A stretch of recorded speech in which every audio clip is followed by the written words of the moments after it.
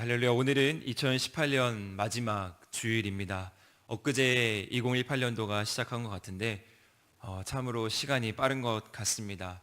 한 해 동안 열심히 교회를 위해서 기도하며 자리를 지키신 우리 장로님들과 권사님들이 그 기도를 하나님께서 들으실 것이라 저는 확신합니다.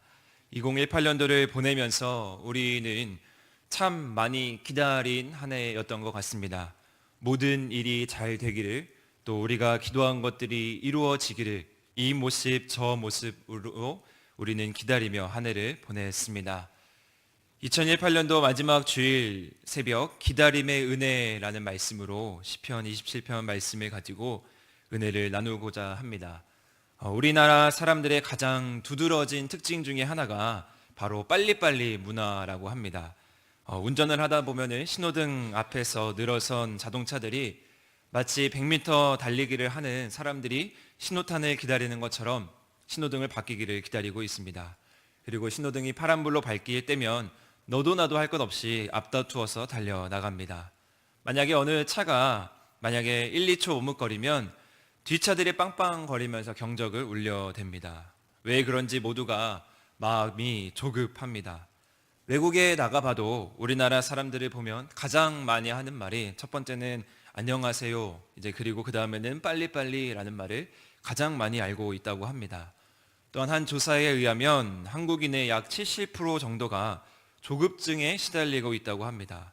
더 문제는 이런 조급증이 그냥 단순한 증세에서 끝나는 것이 아니라 정신적 결함 증세로 나타나는 경우가 많다고 합니다. 남에게는 뒤져서는 안 되는 우리 중고등부 학생들의 모습만 봐도 학교에서도 항상 선두 그룹에 있어야 되고, 우리 부모님들도 직장에서 항상 선두 그룹에 있어야 한다는 생각을 자신을 지속적으로 압박하고 있는 것이 우리들의 현실입니다. 성경에 보면은 성경에서도 이러한 증상을 나타낸 대표적인 인물이 한 명 성경에서 그려지고 있습니다. 바로 이스라엘의 초대 왕이었던 사울 왕입니다.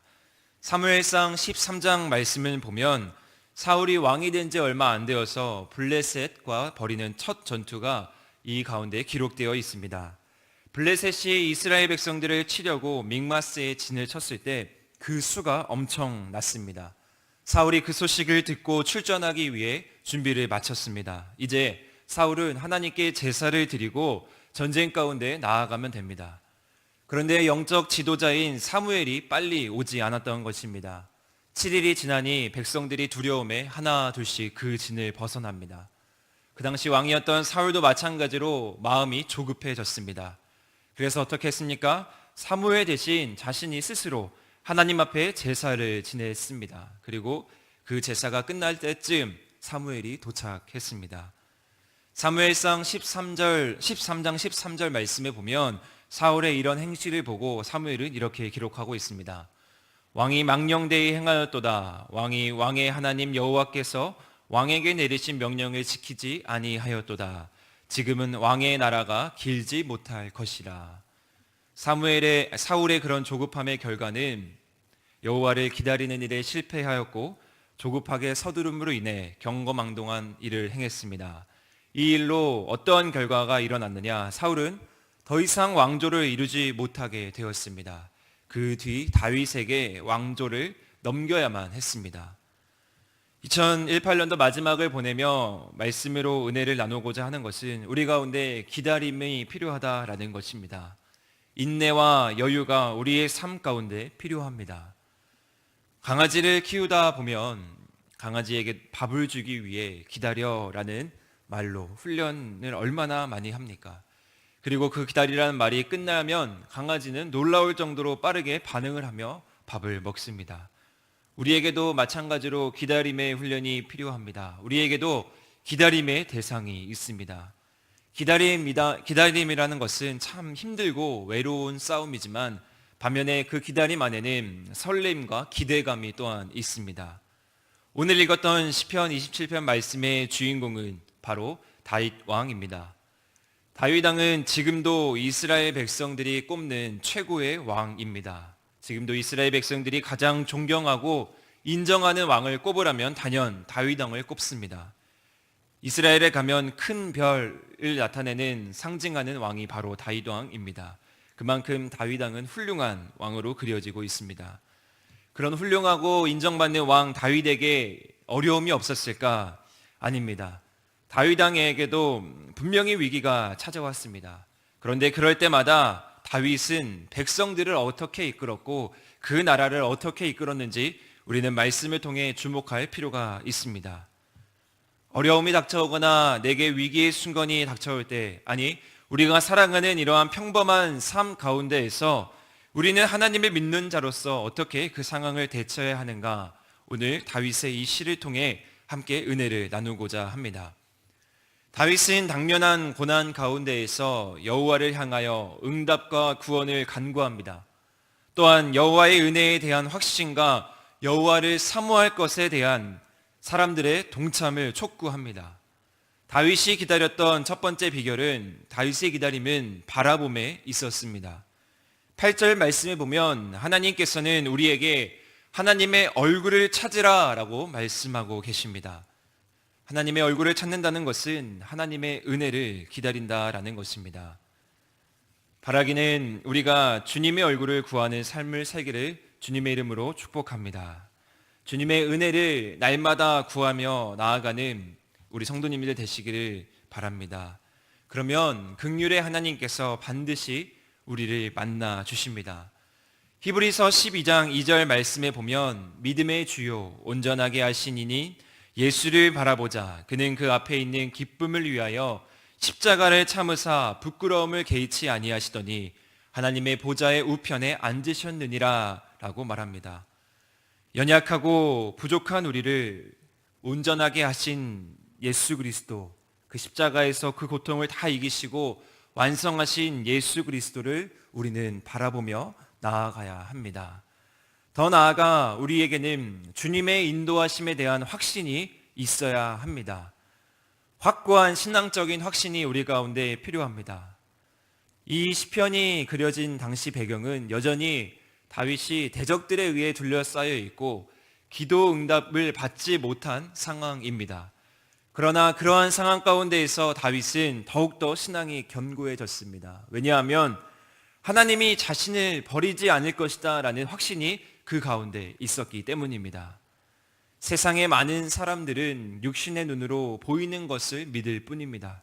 그러나 우리는 믿음의 눈을 가지고 진정으로 하나님이 이루실 일을 바라보며 나아가는 눈이 우리 가운데에는 있습니다.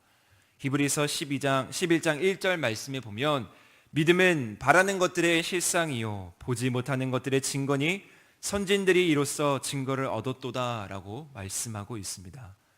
성도 여러분, 믿음의 눈으로 하나님의 일하심, 하나님의 성취하심을 바라보시기를 바랍니다. 고통스러운 환경과 상황 속에서도 우리 안에 피어나는 강하고 생동감 넘치는 믿음을 보다 우리는 드러내는 올 마지막이 되었으면 좋겠습니다.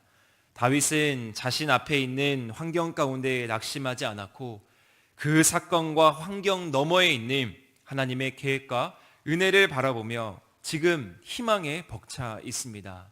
이것이 바로 다윗 왕이 가졌던 믿음, 성숙한 믿음이었습니다. 마지막으로 우리는 어떻게 기다려야 하냐? 14절에 나와 있는 것처럼 변함없이 강하게 여호와를 기다려야 합니다.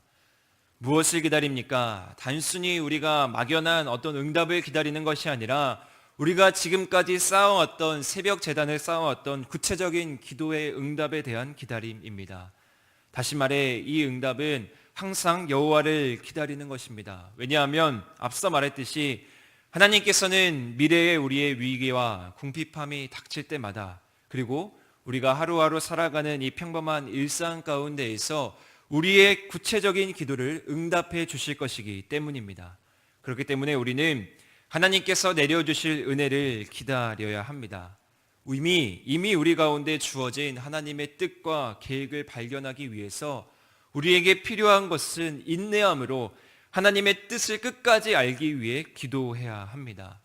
13절 말씀에 보면 여호와의 선하심을 볼 것이라는 말은 기다림과 연관되어 있는 표현입니다.